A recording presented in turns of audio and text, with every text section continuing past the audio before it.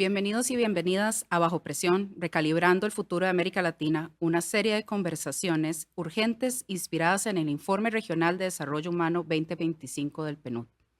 En un continente marcado por profundas transformaciones, tensiones sociales y desafíos ambientales, nos preguntamos qué futuro estamos construyendo y para quién. Cada semana exploraremos con expertos, líderes y voces emergentes cómo se mueve y se recalibra América Latina frente a las presiones del presente, porque se trata no solo de resistir, sino de reimaginar. Y con eso empecemos. Gracias por acompañarnos, Pascal. Es un placer estar acá con vos y tener esta conversación. Mucho gusto, Te me encanta. presento porque aunque nos conocemos bien, la audiencia pues no te conoce tanto tal vez. Pascal Girot es experto en geografía y desarrollo ambiental con una amplia trayectoria en adaptación al cambio climático, gestión del riesgo y ordenamiento territorial. Ha trabajado también en la planificación participativa de áreas protegidas y en la evaluación de proyectos ambientales.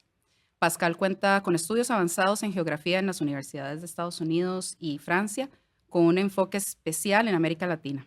Entonces, sin más, quisiera que entráramos a las preguntas, si estás de acuerdo. Claro que sí. Entonces, Pascal, el Informe Regional de Desarrollo Humano del PNUD señala que la crisis climática no es solo ambiental, sino también social y económica. ¿Cómo se relaciona el cambio climático con la profundización de las desigualdades en América Latina y el Caribe?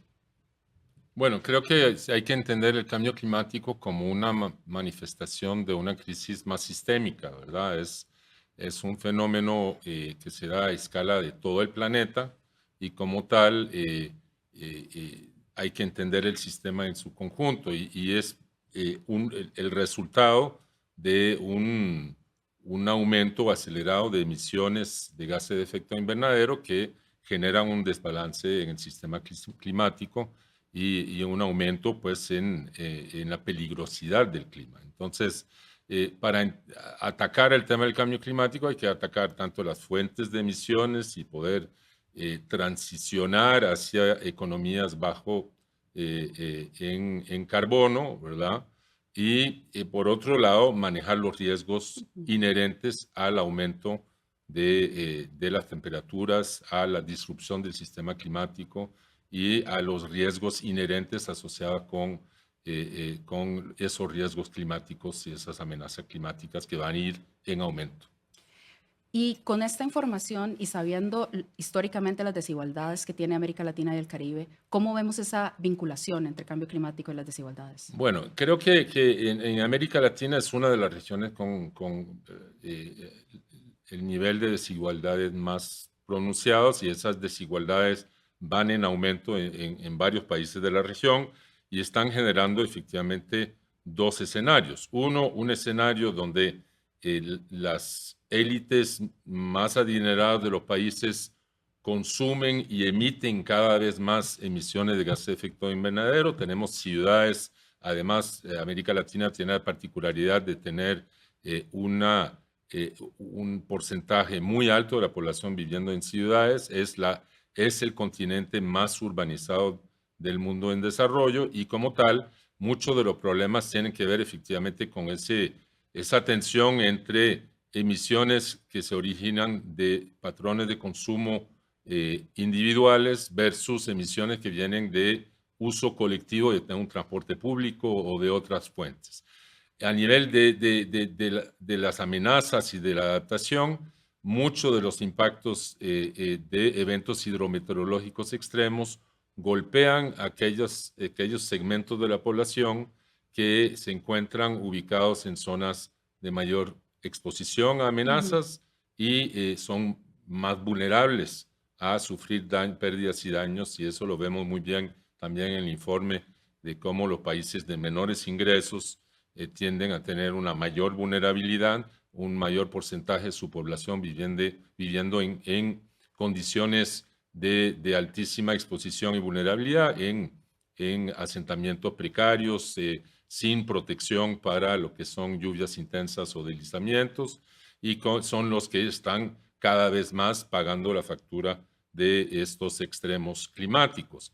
También el cambio climático tiene que ver con el aumento de emisiones, también acarrea un deterioro de la calidad del aire en las grandes ciudades. Ujú. y eso tiene un impacto también en la salud pública, en infecciones respiratorias. Yo creo que lo que vivimos durante la pandemia por el COVID-19 puso en relieve quiénes son los segmentos de la población más expuestos a enfermedades crónicas respiratorias, y muchas tienen que ver efectivamente con el hecho de que viven en condiciones con una pésima calidad del aire, producto efectivamente de políticas públicas que no priorizan la reducción de emisiones en grandes ciudades, ni el transporte público o la electromovilidad, que ha ido penetrando, pero muy lentamente en América Latina, y no tanto en temas de inversiones grandes en materia de movilidad eléctrica para transporte público, sobre todo. Y ante este panorama, ¿cuál es una posible o cuáles son las respuestas que deberíamos tener desde sociedad civil, desde la academia y desde la parte de gobierno y sector privado? Bueno, primero que todo creo que hay que mejorar la calidad de los datos que manejamos en la región.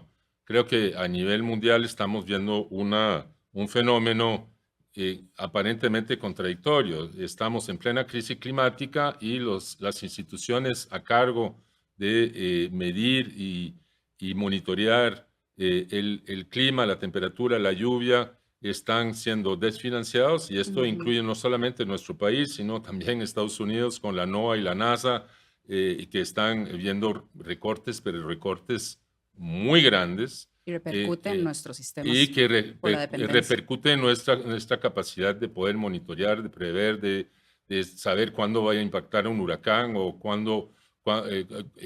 cuál es, digamos, el impacto de esos cambios en el clima, porque si no tenemos buenos datos va a ser muy difícil adaptarnos, porque no vamos a saber adaptarnos a qué y poder proyectar adecuadamente esos datos climáticos para poder prevenir y saber qué va a pasar a 10, 15, 20, 30 años plazo, y de poder tener los datos que lo puedan sustentar. El primer paso es obviamente mejorar la data, y eso es un esfuerzo que se está haciendo en algunos países, pero de forma muy lenta y no en forma sistemática.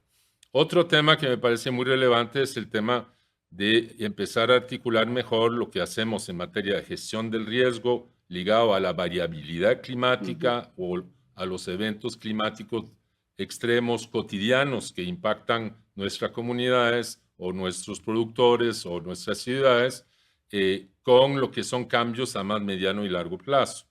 En muchos países hay una separación entre la defensa civil o las comisiones de emergencia y lo que son los ministerios de ambiente, donde generalmente se hospeda las instituciones que tienen a cargo la planificación del cambio climático, de la mitigación del cambio climático, de la adaptación al cambio climático. Muchas veces esas instituciones no se hablan, compiten por recursos y no proponen una solución articulada entre la gestión del riesgo de desastres y la adaptación al cambio climático, y tienen que ir de la mano en la práctica, aunque operan con horizontes de tiempo distintos, tienen que trabajar de forma mancomunada y tienen que poder, por ejemplo, medir los impactos de eventos hidrometeorológicos de forma sistemática para tener buenos datos para registrar lo que son las pérdidas y daños, que son parte también de lo que en el marco de la convención se requiere de los países, saber dónde nos están apretando el zapato en cuanto a impactos climáticos, cuáles son los cantones o las regiones del país que más sufren impactos y daños, qué sectores productivos como la agricultura, por ejemplo, están siendo impactados en forma más frecuentes, y cuál es la magnitud de esos impactos para poder también tener políticas de prevención y de respuesta y de adaptación adecuada. Y en esa línea que veníamos hablando también de las poblaciones más vulnerables, las desigualdades de América Latina y el Caribe, el informe menciona el tema de la justicia climática. ¿Cómo cabe este concepto de justicia y clima juntos en esta narrativa?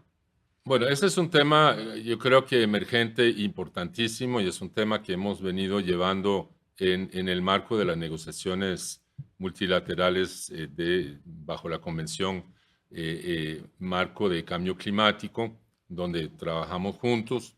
Y efectivamente el tema de pérdidas y daños es un tema emergente que responde a una realidad.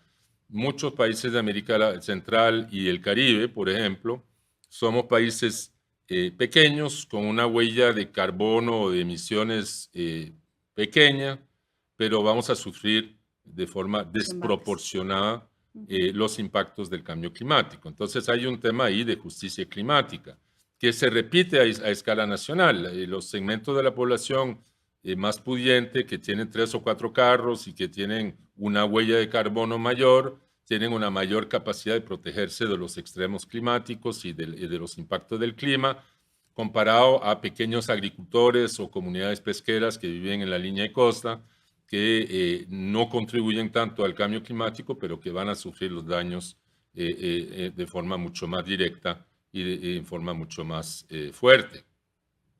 Muy importante esto que decís de la justicia climática, cómo se ve en el marco global y cómo se ve a nivel nacional. Gracias por ese nivel de detalle. También es importante reflexionar sobre las finanzas. Entonces, brevemente, ¿cómo vemos el tema de finanzas climáticas y el apoyo o no a los países en estas medidas de adaptación o de prepararnos de cara a los efectos más fuertes por el fenómeno del cambio climático?